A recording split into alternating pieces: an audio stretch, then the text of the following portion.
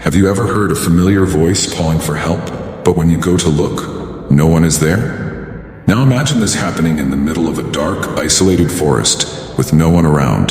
That's exactly what we experienced that night. It all started as a simple trip among friends, but it ended in an unimaginable nightmare. And worst of all, not everyone came back. There were 5 of us: me, Lucas, João, Anna, and Mariana. We had decided to camp in a remote forest, far from civilization.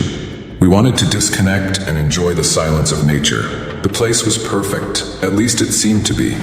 The forest was dense, but the weather was pleasant, and soon we were gathered around the campfire, laughing and chatting. Then we heard the first voice. It was weak, distant, but clear enough for all of us. Help me, it said. We looked at each other, confused. Lucas suggested it might be another group of campers lost, but we knew there was no one else in that forest. The next night, we were more alert. The voice returned, but this time it called Mariana's name. Mariana, help me. It was a familiar voice, one we all recognized immediately. It was her younger brother's voice, who was not with us. Mariana turned pale, suddenly stood up, and ran into the forest. We shouted for her to stop, but it was in vain. Lucas and João ran after her, but Anna and I were frozen in place. How could this be possible? How could someone who wasn't there call for help? When Lucas and João returned, they were without Mariana. They had followed her into the forest for hours, but she had disappeared without a trace. That's when the true terror began. That night, no one slept. Every snap of a twig, every rustle of leaves made us jump. We were surrounded, and we didn't know by whom or why. The hours passed in a blur, and the only certainty we had was that Mariana had been taken by something not human. The next morning, we set out in search of Mariana. We walked for hours, but the more we searched, the more the forest seemed to close in around us, until we found a clearing. In the middle of it, there was something strange. The jacket Mariana wore the night before was hanging on a branch, as if it had been carefully placed there. But there was no sign of her. No footprints, no traces, just the heavy silence of the forest. Back at the campsite, we tried to decide what to do. Leaving seemed like the only sensible option, but we were terrified. How could we simply leave Mariana behind? Yet something inside us said it was already too late. As night approached, fear grew, and then the voice returned. This time it called Lucas's name. Lucas, come help me. It was his mother's voice. Lucas's face turned pale. He knew it couldn't be true. She was hundreds of kilometers away at home, but the voice was so real, so convincing. Before we knew it, Lucas was running into the forest, just like Mariana had done. We screamed, tried to hold him back, but he slipped away. Within minutes, he too had disappeared. Now there were just 3 of us, surrounded by a forest that seemed alive, playing with our minds. We stood frozen, terrified, waiting for the next call. And it came. This time it was João, the voice of his sister, who had died years ago. João, come help me. He looked at me and Anna, desperate, but we couldn't stop him from following the voice. Now it was just Anna and me left. The silence was unbearable. We knew one of us would be next. The forest seemed to be watching us, waiting for the right moment. I didn't know if I could endure another night. The terror we felt was something we could never describe. The call was inevitable, and then it happened. The voice of my mother, who was alive and well, rang out through the trees. Help me, please.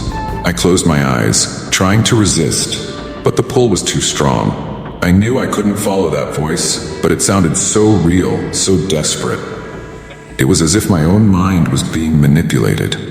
Beside me, Anna was crying silently, completely shaken. She wasn't saying anything anymore, just looking at me with a mix of fear and despair. I wanted to comfort her, but how could I promise we'd be okay if I didn't believe it myself? The forest was getting colder, and the shadows of the trees seemed to stretch toward us, as if they wanted to envelop us. All the tranquility we had sought by coming here had turned into pure terror. The voice called my name again, but this time, it wasn't my mother. It was Lucas's voice. Come, it's okay now, it said. Those words hit me like a knife. How could he be okay? He had disappeared. I knew it was a trap, but the desire to believe was almost unbearable. Anna finally spoke. We need to get out of here. If we stay, we'll disappear like them. She was right, of course. The problem was where to go. Everything around us was dense forest, and any direction we took seemed to lead us deeper into chaos. But what really held us there wasn't the trees. It was the fear of hearing those familiar voices calling for help again. We decided to pack up and leave at dawn. During the night, we didn't dare to move, afraid the forest would do something worse. However, that was the worst night of all. The voice kept calling us. It was a constant psychological torture. I could no longer distinguish what was real from what was imaginary. Every time I heard my name, something inside me gave in a little more. I felt myself getting closer to completely succumbing to that call. Finally, when the morning light began to filter through the trees, we rose with the little energy we had left. We were physically and mentally exhausted. We decided to leave without looking back, without thinking of the voices that were still calling our names in the distance. Anna held my hand so tightly that it almost hurt, but I understood her fear, because I felt the same. As we walked back along the trail, the silence felt abnormal. The forest, which had been a living, pulsating entity during the night, now seemed just empty, as if it knew we had already made our decision. Yet deep down in my mind, something still told me it wasn't over. That place had something more, something we couldn't simply leave behind. But I kept walking, saying nothing to Anna. I knew that if I spoke, perhaps the fear would return and we wouldn't be able to escape.